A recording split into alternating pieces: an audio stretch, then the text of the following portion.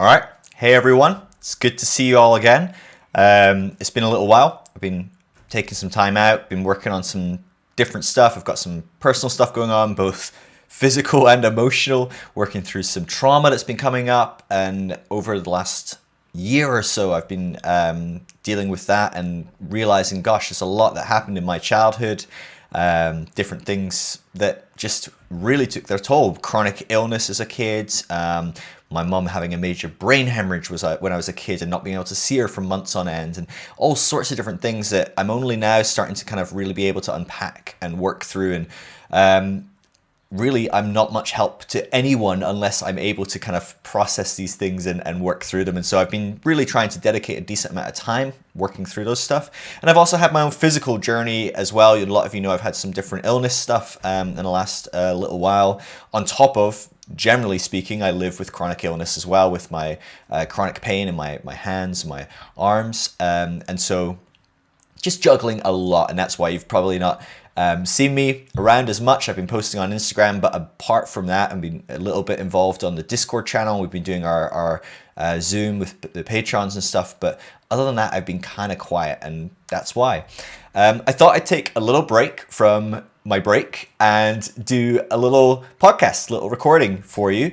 And this one is going to be all about the things that I wish I knew earlier on in my deconstruction. And as you know, over the last sort of 10 years or so, I've worked with thousands upon thousands of you processing your deconstructions, helping you figure out what's next for you. And I have come across these things again and again and again and again. And they are things that, generally speaking, would help people process their journey a lot healthier if they were aware of them early on in the journey. Now, at the end of the day, we learn things as we go. We learn by making mistakes. We learn based on the resources and the tools that we have at our disposal at the time. You know, there's never any simple toolkit that you can just give to someone and suddenly everything will be better or something will be easy. This is not an easy journey. It's not an easy journey regardless of the tools or the resources that you might have. Even if you have a great support system around you, it's still not easy. This is a hard process to go through, losing such stability and certainty in your life and starting to unravel all of the stuff that you've grown up with and try and figure out how to make meaning in the world and move forward in life without such clear direction. That's a hard thing to do. And what makes it harder is, you know, when you maybe you were unsaved and you became saved. We use those terms a bit loosely, throw them around these days, but if you came into Christianity, there was kind of a path, there was a kind of trajectory, there was something you could follow, there was a discipleship program, you could be mentored, you could go to the Bible study, you could, you know, do the Sunday school classes, whatever it is, and you would like follow the path. This is what it is to be a Christian. And there really isn't that. If you're deconstructing, there isn't a simple path to walk through. Now, there's loads of online courses and different things that people are starting to create nowadays. There's books like here. If you just do what's in this book, you'll be deconstructed just fine. That's great, and some of these resources are fantastic, and some of them work really well for certain people. I do have a slight problem with them, if I'm honest, because generally speaking, they're billed as the one-stop-fits-all answer to, if you just join our course, if you just buy our book, you'll be able to deconstruct healthily and well. And the truth is that's really not true. Trust me, having worked with thousands of people, it is not simple as that. It's not true that you can just follow a simple path and that will work for everyone.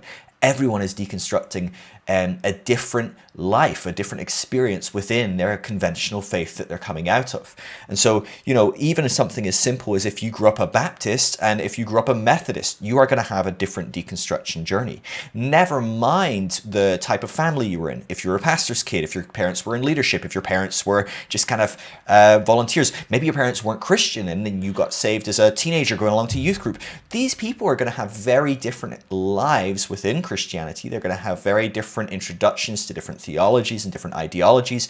Different people believe in things to different degrees or fixate on things. I know people that have grown up under purity culture and they just didn't really care. It didn't affect them in the same way that other people growing up under purity culture were massively, traumatically impacted by that teaching.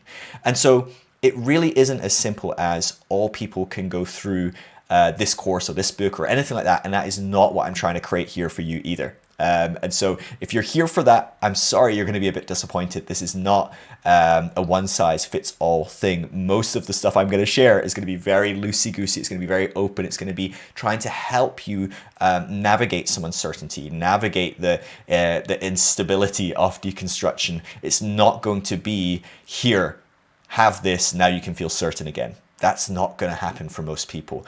It might happen for some, and that's fine. But generally speaking, on developmental models of growth, as humans grow and develop psychologically, generally speaking, we move away from certainty as we grow up.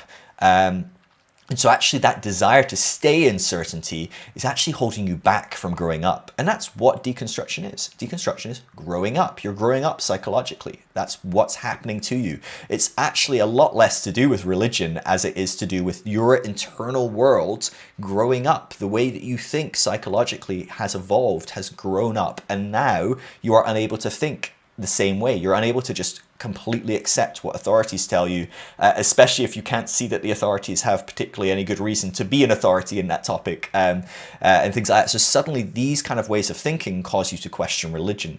A lot of people look at deconstruction of faith as the reason people then go on and start changing what they believe about politics, changing what they believe about X, Y, or Z, and it's not actually as simple as that. Generally speaking, the deconstruction of religion, or the deconstruction of political ideology, the deconstruction of different moral outlooks, all of those are actually a side effect of an inner change that's occurring within us as we grow up and develop. Okay, I talk more about that in my video, Understanding Deconstruction, Developmental Theory and Deconstruction, and I talk a little bit about how we grow and evolve. I'm going to be doing a short series on ego development in the coming weeks as well, which hopefully will help people kind of navigate how they're growing up and what that looks like, which can be very helpful if as your deconstruction continues and evolves, to know, oh, this is a journey of how people grow up, and there is somewhat of a path to that. Again, it's not black and white, but people generally grow up linearly, right? So babies become toddlers, become small children, become larger children, become teenagers, become adults. And actually there's very core metrics of development, of brain development, of emotional development, physical development along those different stages. And as we look at how psychologically humans grow up, we can see that it does move in a fairly linear fashion in a lot of ways. And that's what we're talking about when we talk about developmental theory, and that's what's happening to you. You have grown up beyond the stage of psychological development that's called conventional, which means that you value most of all certainty, security, stability, being a part of a group that believes and thinks the same and gives you that stable safety. And you've grown beyond that to somewhat have more of an individualistic autonomy, valuing yourself, wanting to develop yourself, wanting to build something for yourself, not just for the group. These things are a natural stage of development, and that's what really is going on as we deconstruct. That's happening, and it causes a deconstruction of faith. It causes us to rethink how we vote, or it causes us to rethink our sexual ethics, or things of all kinds of natures. Everything really comes into question as we develop and grow through these different stages. Okay, that's a big ramble as a bit of an introduction, but my point being that there isn't a black and white path, okay? Like I've said to many people, what happens when we deconstruct is entirely up to the person that deconstructs. They may go from being a conventional Christian to a progressive Christian. They may end up going from a conventional Christian to an atheist. They may end up becoming a Buddhist. They may end up going, well, I'm kind of spiritual, but I'm certainly not religious, and I kind of like some of the Jesus stuff, but I'm definitely not Christian. You don't know where anyone will land. I think that's the problem with a lot of these different models and books and courses and things, is people are trying to give you a model of how to leave one type of faith and find a new type of faith, or completely reject any kind of faith or spirituality. But it's not as simple as that. You need to figure out what's going on. You probably are watching this already going, I have no idea where I'm at, but I'm trying to figure it out. And you're already going, am I an atheist? Am I an agnostic? Am I still a Christian? And you're trying to fit yourself in a box. And what's happening right now is you don't fit in a box. You're all over the place, right? Because you're starting to question all these individual ideologies. And that's okay. That's good. These are good things to be questioning and exploring. That's the fun of deconstruction, and it's also the terror of deconstruction, right? All these emotions are coming up and kind of overwhelming us, and that can feel a lot. It can feel completely overwhelming. It can feel very lonely, as we tend to often be doing this on our own. It feels very unsafe to talk to most of our friends and our family who might have been very much a part of our group when we were a conventional Christian or within our old faith tradition. But now we're starting to move out of that. It's very scary to be able to talk to them about all these emotions we're feeling, because we know that they're not going through this process. And so, it's really hard to unload all these emotions. I don't know if you're an emotional external processor. You like to kind of get your emotions out, talk about what's going on in your life, unload that onto people. If that is you, this is going to be especially hard as a season, because someone that internally processes can do that on their own a lot of the time. That's great, wonderful. And if that is you, you should be counting your lucky stars at least in this one category. That's a really good thing. But for many of us, we process externally. We need to just talk our friends' heads off. And if they are a conventional Christian, that conversation is going to go very badly, very quickly, especially if we're just externally processing. We aren't even thinking about what we're saying. We're not trying to get it so it's just right for that person, so we don't upset them, so we don't destabilize their whole world and life. And so it's very hard for us to be able to process this. It's the key importance of trying to find some people you can connect with, you can process with. It's why I set up the Deconstruction Network, to try and help you find other people that are going through this process. They might not believe the same, they might not be in the same place, but they at least know what it's like to be losing that certainty and safety and coming away from a similar place. Deconstruction is not about finding a shared destination. It's about sharing a similar departure point, so we're not all heading in the same direction, generally speaking. Maybe we're all moving towards a greater love and inclusion and acceptance and whatever, might be seen as more holistically beautiful and wonderful and kind and loving in this world. We're probably all moving in that direction because that's the way that people grow up and move towards. But generally speaking, we're not all going to become an atheist. We're not all going to become a progressive Christian. We're not all going to become a Hindu. It's going to be messy what that actually looks like for different people. So you're unlikely to be able to find someone on exactly the same path away from that faith group. But you are quite likely to be able to find people that have left that faith group. They know what it's like to leave and to start to figure it out on their own and to process that. And that's the kind of people that can make a big difference. And so if you can find people like that to process with, that's game changing. And so I do encourage people to check out something like the deconstructionnetwork.com. It's a completely free resource that helps you find people in your local area that are going through that process. There's great Facebook groups out there. I know Your Favorite Heretics, they've got a Facebook group. John Steingard set up a Facebook group. And so there's different groups out there. The Dirty Rotten Church Kids have an amazing Patreon. And if you support them, you get access to their Discord channel. It's a server where you can talk and discuss with people that are similar. I myself, if you become a patron on my account, I have a Discord server where, again, we kind of process our different journeys and chat about all sorts of different things. There's different communities out there.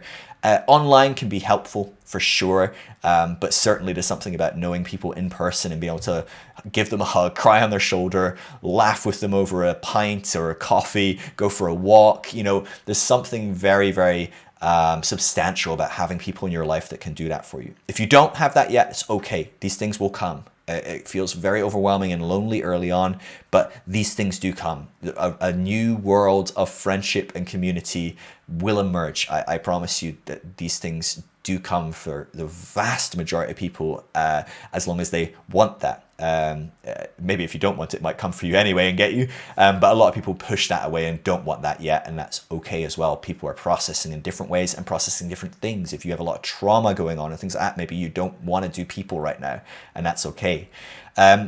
My point in bringing up all these feelings and this emotion and stuff is it's really normal to feel whatever you feel. I've talked to people that get excited and find this process is quite fun. I've talked to people that are terrified and they're having night terrors every night because they're so scared they're going to go to hell. The range of emotions you can feel. You can feel shame and guilt and regret. You can feel joy and excitement. You can feel fear and anxiety. You can feel lonely and isolated. You can feel a longing for the past past, wishing you'd never left and wishing you'd never woke up, wishing you'd never taken that red pill like in the Matrix. You know, once you wake up and realize the Matrix is not real, you almost go, gosh, I miss living in a world I didn't know wasn't real. I miss having the steaks. I don't like eating the gloopy porridge in a spaceship, right? Maybe got a little deep in the Matrix analogy there. But how many of you agree that sometimes the deconstruction can feel like gloopy porridge, right? It can feel rough. It can feel really rough. And all the emotions, whatever you're feeling, it's normal.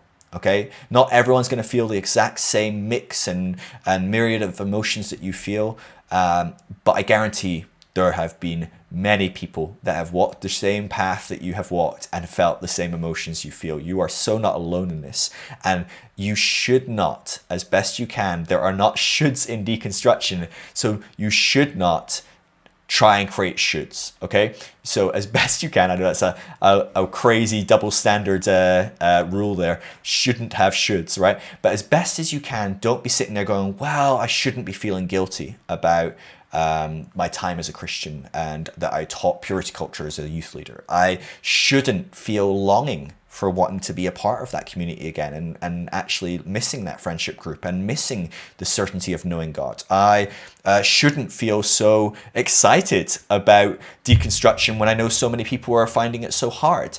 There isn't a should. What you're feeling is healthy, is normal. Some of the feelings might be unhealthy to feel for 50 years, okay? So I'm not saying that whatever you feel, you should stay in that place. Absolutely not. You know, if you're sitting there seething with anger, it's probably not healthy for you if you're still seething with anger in 50 years, right? Hopefully you've figured out a way to allow that anger to feed you, to teach you, to change you, and then to allow you to change the world around you and maybe go back into some of those situations and tear down some of that stuff or rebuild some of that stuff or build something completely amazing, completely away from it to kind of like completely just let it crumble and let it just be destroyed. Whatever your method, whatever your direction, sitting in a one way, you know, it's healthy to be fearful and terrified if you've been taught that you're going to hell if you don't have the right beliefs. That's a pretty normal, healthy response to feel fearful of that when you do lose a faith in God. But it's not healthy if you're still doing it 20 years from now. Okay, so maybe, you know, you'd want to look at getting some therapy with someone that's maybe trauma informed, that maybe even someone that can do religious trauma, CPTSD, that kind of thing. So I'm not saying whatever you feel, stay there. By all means, sit with that feeling, process that feeling, tell people around you about that feeling. You know, work through that feeling, allow it to transform you, allow it to teach you, allow it to show you the ups, the downs, the pains, the suffering. Allow that feeling to be what it is to you and to move you forwards. For so many of us growing up in the Christian world, we were taught to push our feelings down, to kind of, you know, not acknowledge them, allow some sort of amazing Christian joy or ethos of peace to just push that feeling to the side. Don't acknowledge it. Don't sit with it too much, you know. Don't acknowledge your worry or anxiety. If worrying is not of the Lord or anything like that. Sit with your worry. If you're worried, sit there and go, why am I worried? What's going on there? Why do I feel like that? How can I move forward from that? Journal it, you know, talk about it. If you still believe in a higher power, pray about it. You know, work through it with a therapist, whatever it looks like for you. You might just watch some YouTube videos or podcasts on how to process some of those emotions or how to do some of that journeying. I will say with some of this stuff, it can feel like you almost want to race through it. You want to get through. I'm fed up feeling scared and fearful that God's going to burn me into a crisp for not believing in him. That's very, very reasonable to not want to feel like that for long. At the same time, it can be a lot to really try and race through that emotion. You know, let the emotion, let your body guide you. If you are going too fast, your body's going to let you know. If you're going too fast, you're going to feel that overwhelm, and allow that overwhelm to tell you to slow down, to pace yourself. It's okay to take a break and binge Netflix, you know, watch some Office or something like that. It's okay. It's okay to take this at the time and at the pace that you need to take it. Okay, so don't rush through these feelings, but at the same time, don't disregard these feelings. They're all okay. I get questions so often, people saying, is it okay to be angry? Is it okay to be terrified? Is it normal? I see all these Instagram accounts saying how hard this is. Is it normal to be finding it quite easy and enjoying it? All of these things are fairly normal. across the board. There's some things that are more normal than others, but certainly you are not the first person to feel a certain emotion while deconstructing. It is a whole vast array of emotions, and it's very rare you're going to feel just one. If you feel just one emotion right now, wait until the next 10 minutes, you'll probably feel another one, right? It's constantly evolving, growing, changing, all of that. And so allow yourself to go through this process, allow it to be what it needs to be. Just looking at some notes I made just to make sure, I'm not going to pass over too much stuff. One of the things that I come across loads is people processing their time in their past faith. Maybe you were a conventional Christian, you had lots of friends, your family were Christians, and suddenly they're all keeping you at a distance. Suddenly they can't really let you in anymore. Suddenly they stop texting, they stop hanging out. Maybe your friends are no longer including you in things, or maybe they're constantly trying to evangelize to you, and so you have to create some boundaries and drop some lines. And one of the common things people say is, I guess they never really loved me anyway. I guess I found out who my real friends are. They're not real friends, and things like that. And the truth is, that can feel really real. And again, sit with that feeling, allow it to sit there, to teach you, to mold you, to change you, and allow you to grow. Absolutely.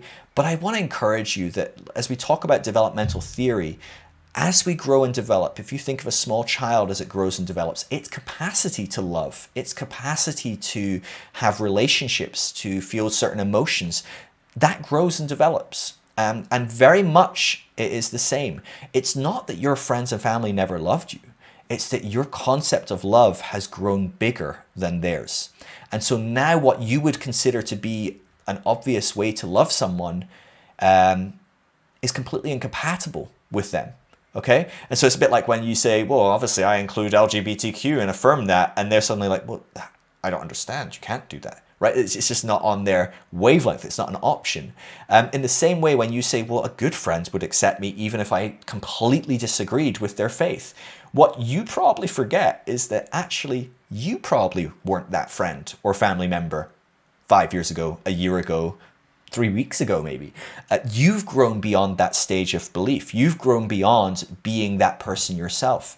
And so it's very hard for us to realize the past, to think the way that we used to think. I'll give you an analogy from some research that we've done on child development. And so one of the experiments they did with small children around the age of 2 or so is they had a tall glass and a short glass.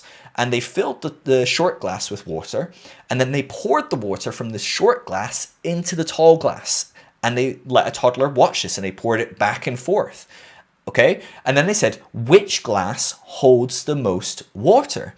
And the small child, around the age of 2, every single time will point to the tall glass and say, that holds more water. Even though they've watched the same amount of water go backwards and forwards, they say the tall glass can hold more water. The truth is they hold the same amount. They've seen it go backwards and forwards again and again and again.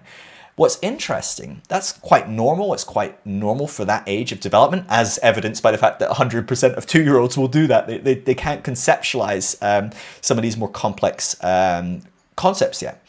Once they fast forward to about 4 or 5 and they repeat the experiment, what they do is, again, in front of the child, they'll pour the same amount of water backwards and forwards between this tall and small glass, and they say, which glass holds the most water? And they say, well, it's the same amount of water. You're just pouring it backwards and forwards.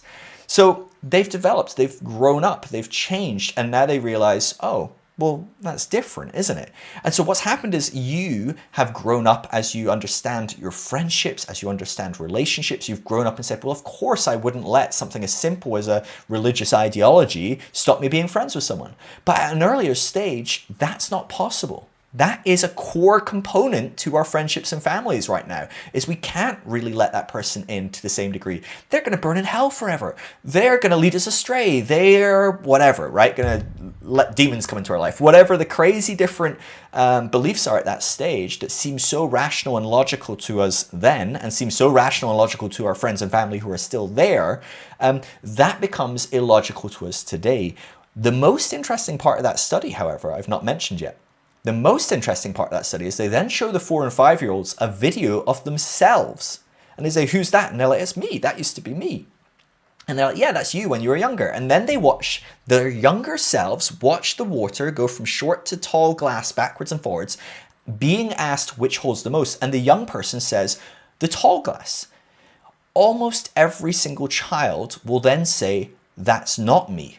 They'll reject what they believed earlier that it was them. They reject that it was them because they cannot fathom that a younger version of themselves doesn't understand things the way they understand things today. Now that's a very small, nuanced study, but it shows something about human development, and that is as we grow up and expand in the way we see the world and believe, we recreate the past to be the way we currently see things. And so we go, oh yeah, well, I was never like that though. I was never really exclusive in the way I had friendships and family. I would never have turned my back on someone in my church if they were gay. I would never have turned my back on a friend if they had come out as deconstructing. No, I would never have done that. But the truth is probably, maybe you're sure, right? That is possible for sure. But the truth is for most of us, we probably would have. I know I did at times. In different ways, reject different friends or family that went too far. They became too heretical. They believed so differently than me. There was times where I was like, I'm not going to hang out with that person anymore. That's a normal thing, but it's very hard for me to really think and the way I used to think, to go into that person's footsteps, shoes and go, oh yes, that's what it's like. It's very hard for us to do that. And so this is part of what's going on as we go, well, my friends and family, they never loved me then. The truth is they love you so much. They loved you probably as much as they could at that stage of development. The difference is you've grown up. Your concept of love has grown to be bigger than their capacity for love. And that is hard. That is tough. But it is. It simply just is the way it is. And you're about as likely to force that friend or family member to love you the way that you want to be loved as you are to get that toddler to accept that the past toddler was himself. It's just not very likely. Or actually, that's probably the wrong analogy. You're about as likely as to get the 2-year-old toddler to agree that it's got the same amount of water in each. It's just not going to happen.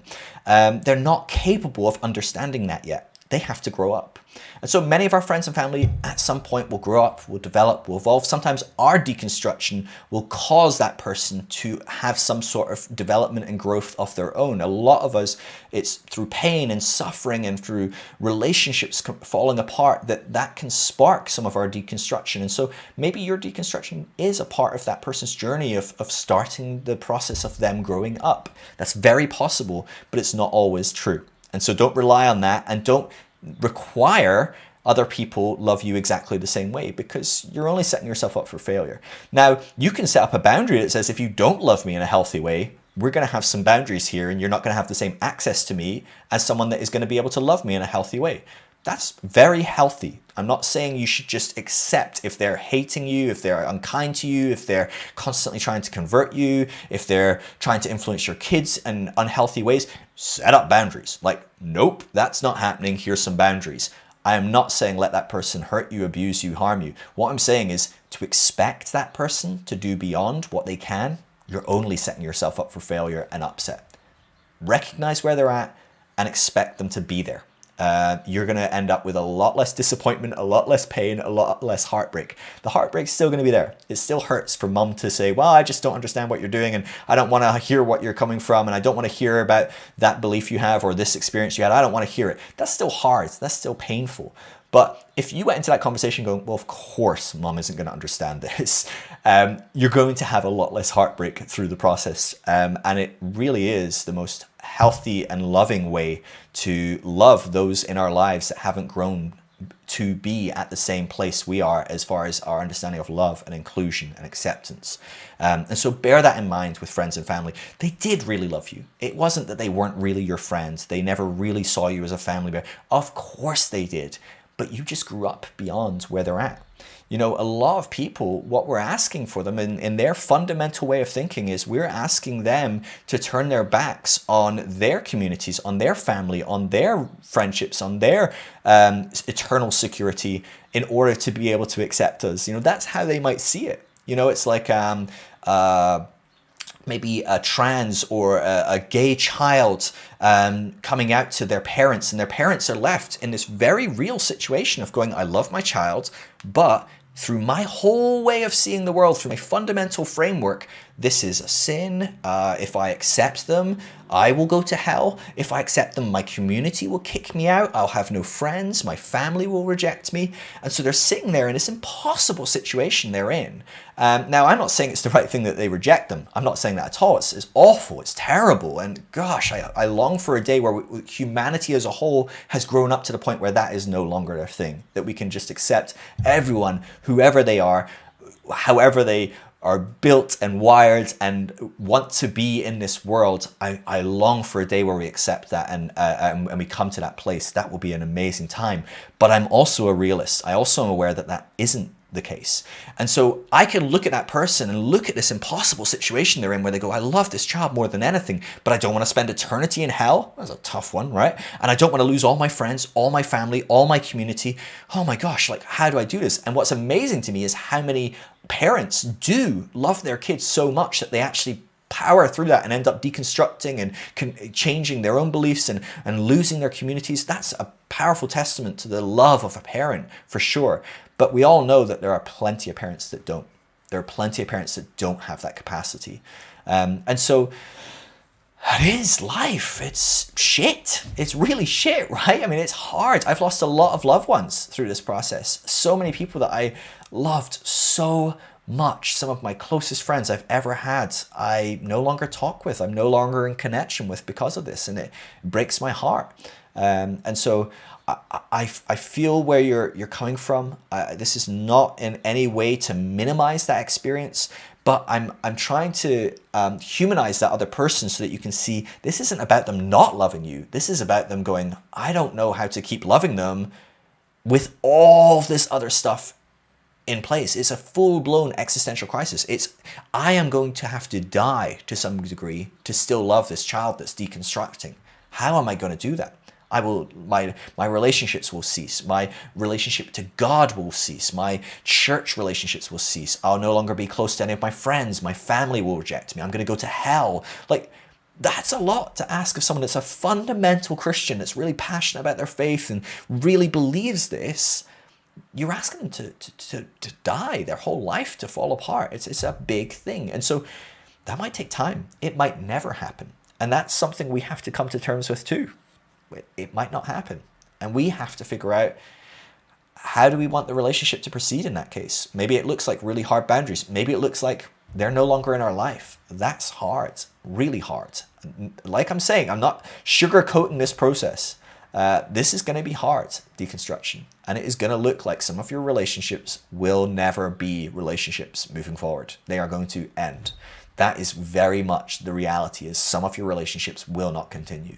The beauty is some relationships will. Maybe some will take time. Maybe other people will come out and go, oh, I was secretly deconstructing too. Is that what it's called? Deconstruction? I think I've been doing that, right? You're going to have a whole gambit of this and different people will have different experiences, but it's going to be hard.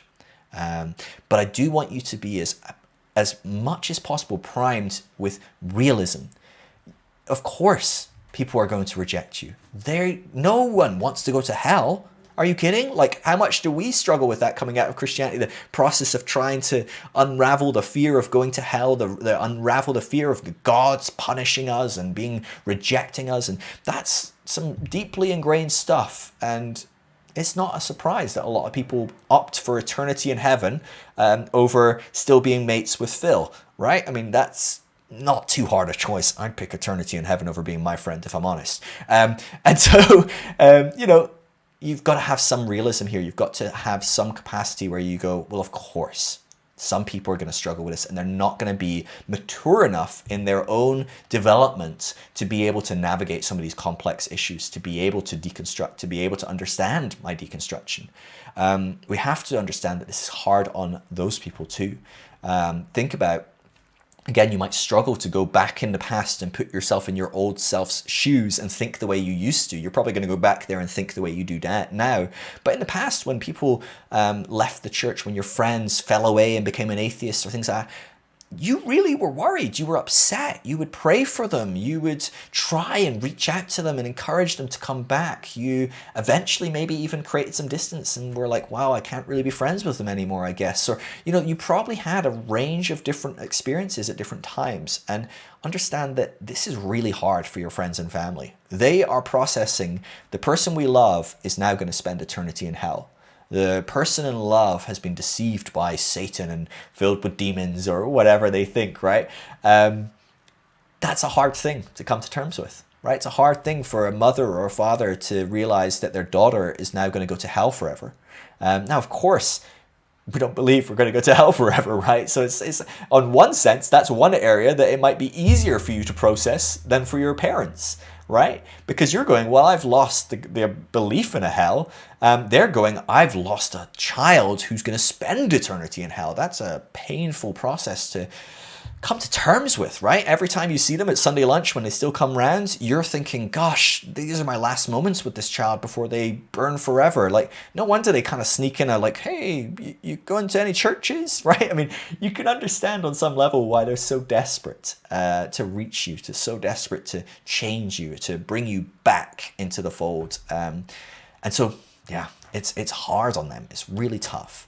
Another thing I come across in the same vein is a lot of people who have so much anger and resentment to their leaders for teaching them lies and for lying to them and for cheating them and for swindling them. Now, of course, we've seen enough headlines to know that there are many leaders in the church that are liars and swindlers and sex abusers and all kinds of different abusers, and absolutely that exists in the church in leadership. No questions. However, there's a lot of people in leadership, and I would say it's the vast majority that aren't. They aren't liars. They aren't swindlers. They're not trying to just steal your money. They do think genuinely that they're changing the world. And they do think that getting people saved is the best way to change the world. They do think that saving someone's soul is more important than saving their physical body. It's more important to get someone saved than it is to feed them their next meal. Something as rudimentary as that. Like, they really feel they're changing the world. They really feel they're doing good. They really feel they're helping people. They really believe in that truth. They really believe in that message. I remember when I first, back when I was a Christian and I started to explore tithing, and I was like, this isn't even in the Bible. This is crazy.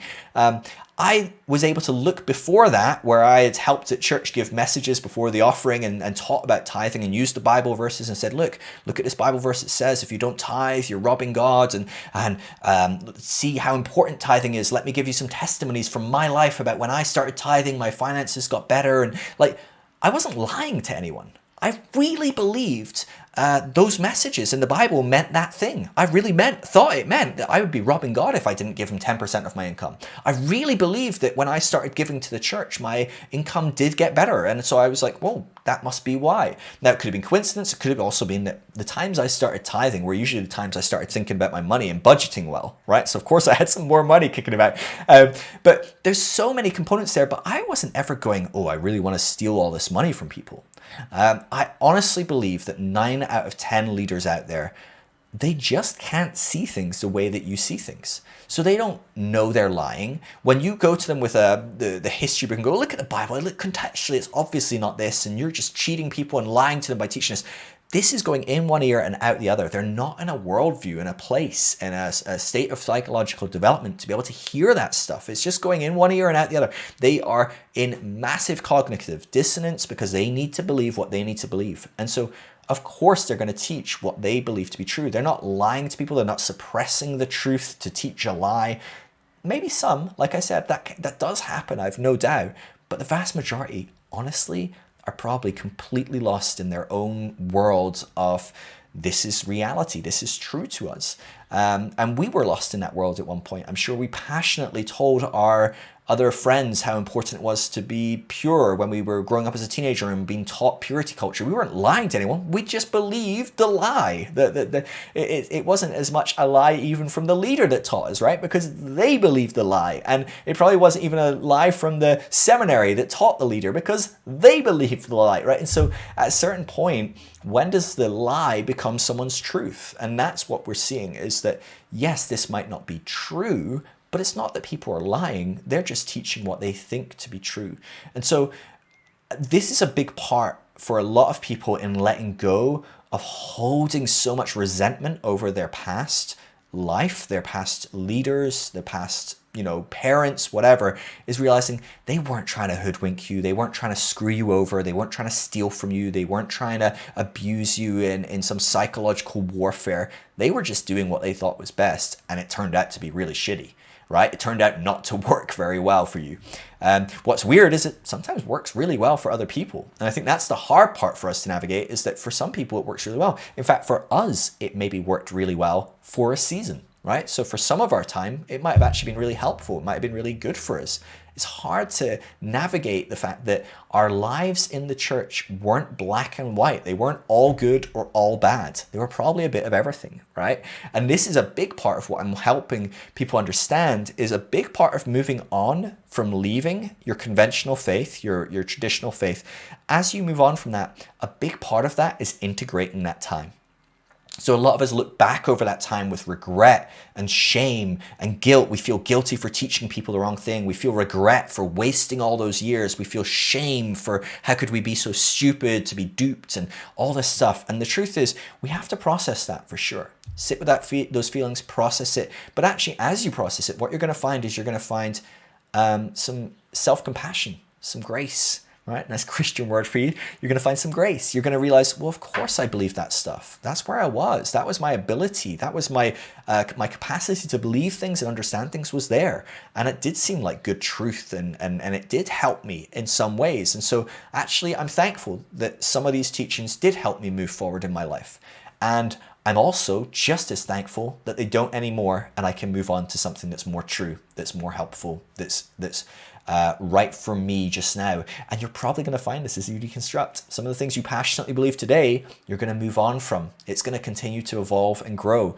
And so you're going to feel regret about this season of life. You're going to feel shame about this season of life sometimes. And actually, if you can navigate this process and deal well with your time, reflecting on your time in the church, in your traditional faith, if you can integrate that and practice looking at it and going, where was the good stuff? What am I thankful for? What am I glad, and what do I want to keep holding on to? What do I still want to have with me as I move forward? And what was really unhelpful? What was abusive? What was completely wrong? If you can start to look through the gray of that time in your life and not see it as black or white, and instead go, no, this was a bit of everything. I posted recently on Instagram and I mentioned that it's really helpful for people to look back on their time and go, what was good? What was helpful? And someone posted, a good friend of mine, Sharon, she posted and said, well, what if you've been through trauma, right? So people that have been through some really traumatic experiences in church, often they are constantly reinforcing to themselves, this is right, this is okay, this is good. And actually, it's really hard for them to see what's negative.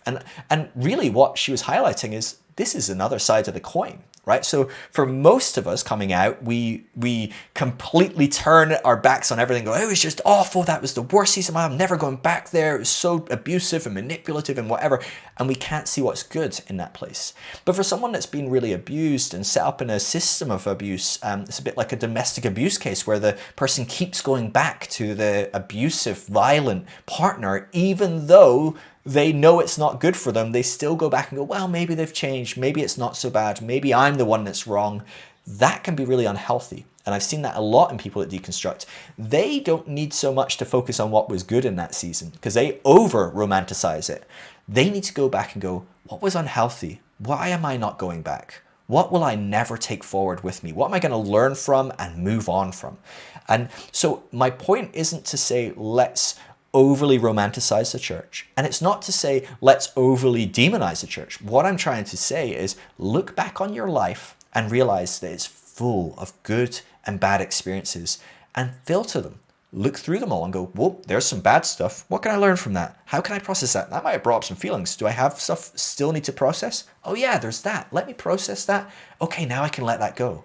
And then at the same time, I can go, oh yeah, but in that season, I also learned this amazing skill in church. And actually, I made this really great friendship that taught me this and helped me grow in this emotion and the capacity to do this thing. Well, that's really great. And actually, I want to take that with me, and I really cherish that memory. And being able to navigate through those feelings and those emotions and healthily filter what was wrong and what was right is going to really set you up for moving forward in your deconstruction. In fact, the degree to which you are able to move forwards will always be dictated by the degree to which you've integrated your past life. And this goes for any type of development. All sorts of different developmental models show this again and again and again, that people start hitting a roadblock and they can't get further if they haven't integrated their past. And so it's really important for us to kind of do that work. In fact, that's what I've kind of been doing recently in the last few months, is trying to integrate some of the past. I've really felt I've hit a roadblock. I've felt a lot of overwhelm, anxiety, really hitting some hard barriers and not being able to keep moving forward because there's a whole bunch of stuff in my past that I haven't integrated, that I haven't processed well. And so that's part of what I'm doing. You know, I'm leading by example. I also need to do this work. No one is exempt, right? So don't look at me as some sort of hero at this or amazing at this. I am not good at this, and I'm figuring it out as well. We're all doing this as we go, and no one's got it perfectly. And so please don't ever think I'm doing this just right and you should model what I do. I wouldn't want anyone to have the exact same path I have. Yeah. And so all of that, right? So try, as you're processing your friends, your family, the feelings you have about that, your leaders, the church, like try and fully embrace the full range of emotions. It's okay if you miss that time in your life because there were good points in that. And that's good. It's good to know that and acknowledge that and embrace that. And it's okay to feel fuming with anger about that time in your life as well because, yeah, there was some horrific injustices and there's some terrible stuff that happened and that needs to change. So yes, to the whole spectrum of emotions and feelings about that time in our life. I'll start wrapping up because we've been, rambling for a while. I still have a little bit of a fever as well. I got my second jab last week and it was fine, but gosh, I just got hit with this fever. I've been sweating nonstop. I feel a bit achy in my body and I'm feeling it right now. I've got a couple of lights on because it's quite dark here in the UK despite it being summer. And I'm starting to sweat profusely, so I'll start slowly landing this plane or whatever the right analogy would be. As I mentioned in the beginning, this is all development work. This is all part of growing up. Now, lots of the people in the church will tell you you're falling away, you're backsliding, you're moving backwards. And that's because to someone in the church, they have reached the destination. They've finished. They've arrived. There's one destination, one path to that destination, and anyone that isn't at the destination must have fallen backwards on the path, right? If you can only be here and the path goes like that straight to it, well, if you're not there, you must be somewhere back here. You've fallen back, you've backslidden, you've fallen away, and the result is we need to get you back to this point. But the truth is that where we were, this place of Christianity, is somewhere on our own path that's unfolding. And so actually what's happened is we've gone through it and we have moved forward. It's much like high school. For us, it was a helpful process to learn and to grow up. It's where we needed to be to learn the things we needed to learn. The reason you know this is because you did it, right? And so you can regret it. You can say it was a pain in the butt. It was awful, whatever. But the truth is, you were there. You chose on some level to stay there to some degree. Maybe your parents chose for you, but to some degree, you were there. You went through it. You processed through it. You navigated through it. You learned from it. You moved on, and you got to the end of it and went, oh, I don't need this anymore. I can move on. And that's much like going through school, right? And a lot of us didn't pick to go to school either, right? We hated it. But the point is that you go through it and you move forwards. And what's the problem for most conventional Christians is they can't see a moving beyond conventional Christianity. They need you to stay here. They want you to live perpetually in 10th grade or whatever. I don't know.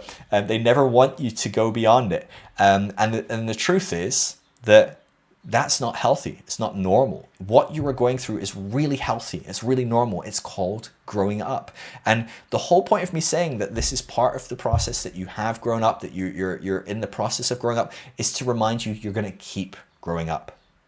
Where you are right now is not where you'll be 5 years from now. You're going to keep moving forwards. And so be aware that you need to be wary of falling into the same trap today. Now, this is probably the biggest thing that you can take away from everything I've said so far, is that you are growing up, and part of growing up is becoming less fundamental. And so when we leave our conventional Christian world and we move forward, we can become very fundamental about fundamental Christianity, right? And so you see this all the time with a fundamental atheist maybe, or a fundamental progressive Christian who's constantly ranting about how evil the church is and how right they are, right? The atheist that wants to do debates with the fundamental Christian to show that they are fundamentally right. And the truth is, that's fine, that's healthy, that's a normal part of growing up. It's quite normal for you to move to a new stage and think, oh, that last stage was terrible and it was useless and now I'm at the right stage. But you get a 60-year-old looking at a teenager ranting about how 10-year-olds know nothing, and back when I was 10 I didn't know anything, but now I've arrived and I'm an adult and they're 16 or whatever. A 60-year-old is going to roll their eyes and think, oh my gosh, they know nothing.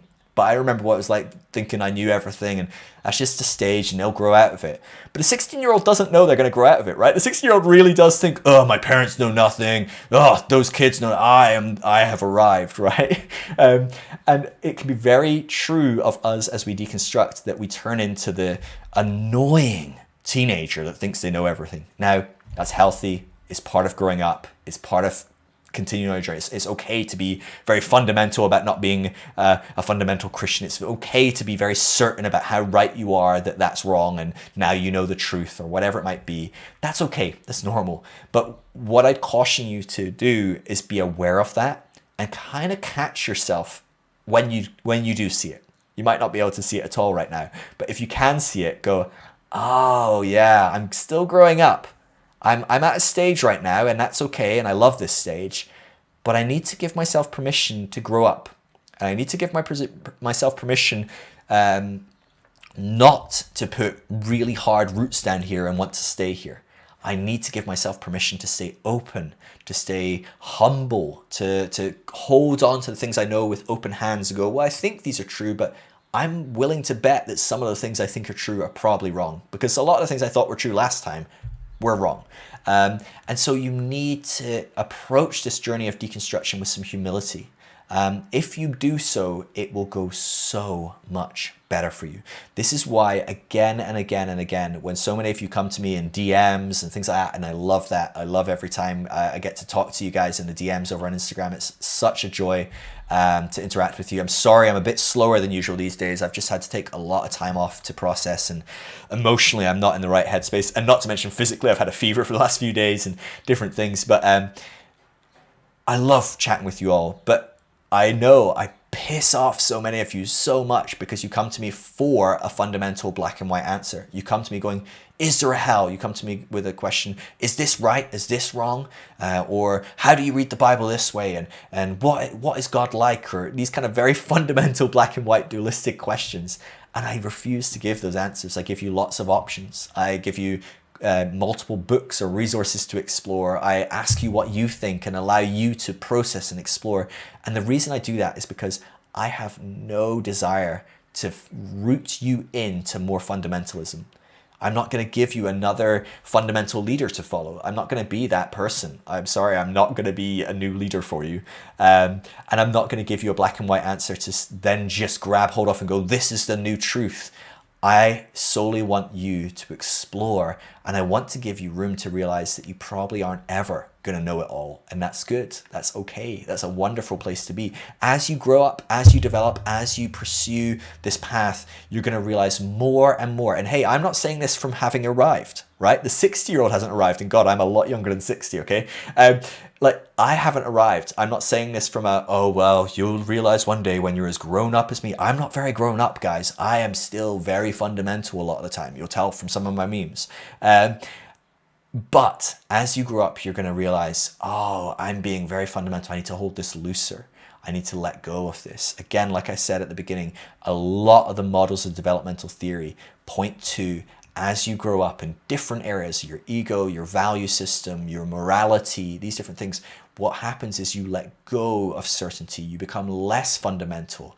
You become less dualistic. And so that's my hope for you guys, is that you're starting to hold things looser. You're starting to integrate your past. You're starting to extend compassion to yourself, but also to your friends and family and leaders and things like that in your past that aren't able to come with you into the present, or are going to be with you in the present, but are going to have to be in a very different place. My hope is that you can come to a place of understanding, wow, they're a completely different person. Why would I ever expect a toddler to behave like a 10-year-old or a 10-year-old to behave like a 28-year-old? People at different stages, they behave differently. They're capable of different behaviors. And on some level, you have to extend some compassion and grace and empathy towards people that are in a place where they can't extend the same inclusive love towards you as you could to them if they were different. In some way, just as it's on the adult to be a little bit more inclusive and come down to a toddler on their level. Now, I know it's a really derogatory analogy. I'm not saying that all people that are conventional Christians are toddlers and everyone that's deconstructed is an adult or anything like that, but I'm giving an analogy here of like, if you have grown up in this area, and again, there's many areas, and some people that are conventional Christians are much more grown up than people that are deconstructed in other areas. But if you've grown up further in this area of love and inclusion, then really on some level, it has to sit with you as the adult to come down and meet that child that's still trying to learn to be loving and inclusive. You have to meet them where they're at and work with them where they're at, because they're not able to be an adult yet. And that's really hard. Like I said, it's shit. It really is shit when you're dealing with family and you have to be the mom or the dad because your parents are acting like small children and they're throwing a temper tantrum effectively. That's hard.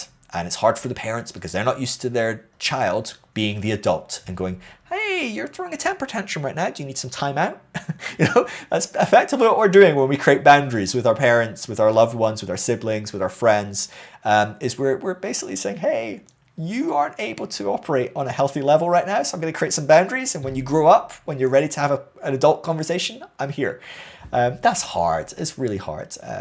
All of this is hard. Like I said, if you want to chat about any of this, feel free to DM me. I'm over on Instagram. It's Phil Drysdale. I'm always happy to chat. I always try and get back to you as best I can, as quick as I can. There's always the group on Patreon. If you want to support what I'm doing, all of this stuff is for free. The podcast, the video resources, the research I do, it's all free. And that is because there are some amazing people that become Patreons, support me for $5 a month, $10 a month, $50 a month. There's a whole range of options there. If you can afford to give, that makes a huge difference to me. It helps me pay the bills, helps me do the different things I'm doing, the research, the resources and stuff. And ensure that I have time to talk to people and help them on their journeys. And so if you'd like that, and as a bonus, you get access to an amazing community on Discord, and that's amazing. And so if you need space, there's that. An amazing free resource for finding people locally in your area. I mentioned at the beginning, the Deconstruction.com. I'd encourage you, check that out. It's really, really great. There's, I think there's almost about 4,000 people in there now. If there's not someone in your local area, well, there is now once you join, and the next person that joins in your area goes, oh, there's someone here. And so don't be too disheartened. It's still very early in its development, and it's growing by dozens of people every day. And so if you're in a big city, you might find loads. And I hear all the time people going, well, I'm in Missouri, there'll be no one there. Or I'm in whatever, there'll be no one there. Do you know what's funny is some of the most rural places are some of the most populated. It's really bizarre. In fact, the American South is the most populated area on the globe. And everyone that I speak to in the South is like, well, there'll be no one deconstructing here. And I'm like, you have no idea. It's probably the global central hotspot right now for people deconstructing. So especially if you're in the South and listening to this thinking, I am so alone, get on the Deconstruction Network. I guarantee there are plenty of people around. Hell, it's worth a 50-mile drive, even if not. There will be someone nearby-ish. And I can't describe how much of a difference doing this with other people makes. And so get on Deconstruction Network, see if there's someone local. If not, maybe consider, my community through my Patreon or Dirty Rotten Church Kids community, or maybe some of the Facebook groups. Online community can be a great substitute. It's not the same, but it's great. We do regular Zoom calls and audio chats and stuff like that on our group. And certainly if you've got no one to talk to at all, DM me. I'm always happy to chat. It's been really great catching up with you all. Hope you're doing well. I'm sorry that I'm a little bit less consistent with the podcasts and the resources right now. Do keep checking in with me on Instagram. I'm posting there every day throughout the week. And I actually have some really exciting news. We're getting really close to launching our second study on the Deconstruction Network. We do research into deconstruction, and we're about to launch a new study. It's really exciting. And so keep an eye out for that. If you haven't done any of the research so far, you can do research over at the deconstructionnetwork.com/research. You can do our first study, which is mandatory for taking part in the second study. We're doing a long-term study. So all these studies are going to kind of stack in a way. There'll be individual studies, but as they go, they'll be growing a larger, more broad picture of who are people that deconstruct. Hopefully we can start changing the narrative around people that deconstruct, because I don't know about you, but the narrative around people that deconstruct is ridiculous. People describing who deconstruction Christians are that have never deconstructed themselves, never been taught to a person that's deconstructed a lot of the time. I know I read all these kind of newspaper articles when someone big deconstructs, someone like John Steingard or Josh Harris deconstruct, and then they turn to someone like John Piper or something and go, what's a deconstructing Christian anyway? And they're they're just a Christian, that they never were a Christian in the first place. And you're like, oh my gosh, this person knows nothing. And so what we're doing with our research is we're hopefully helping create some clear data, some hard evidence of who are people that deconstruct. And we've created some amazing evidence already. We've got data like things like it's people that are generally speaking more involved in their churches that are likely to deconstruct. It's people that read the Bible more often are people that are more likely to start unraveling their faith, and all sorts of interesting things. People that deconstruct still often go to church, which often is a trope. Well, people that deconstruct just wanted to leave their church. Actually, most people wanted to stay in their church as they started to deconstruct. Most of them get kicked out more than they want to leave. Anyway, enough rambling from me. Thanks for checking in. I hope this was helpful for you. I really hope it's a helpful resource for a lot of you. It certainly is a topic near to my heart. I know so many of you have asked me about some of these points, and so hopefully this is a great resource I can send to people. Hopefully it's a great resource you can send to people, or even check in with again when you're going through particular hard times in some of these areas, just a reminder of some of these key issues. I love every one of you. I really hope you're doing well. I hope your deconstruction is going okay. And if it's not, that's okay as well. It's hard. It's supposed to be hard. If it's easy, that's okay as well. But you are an anomaly. You should count your lucky stars on that one, I think, if you're finding it especially easy. This is hard. You're doing great. You're going to be okay. I'm so proud of every one of you. This is not an easy thing to navigate, and some of the choices it forces your hand into are some of the hardest choices people have to make. They really are, and so you are doing amazing navigating this, and I'm so proud of every one of you. All right, I love you all. I'll see you in the next video or podcast. Peace. If you are deconstructing, there is no reason to do this alone. It can be an incredibly lonely process, but the deconstructionnetwork.com is a free resource to help you find others deconstructing in your local area. If you would like to support what I do, everything I do is for free, from talking to people for hours on end to producing resources and podcasts.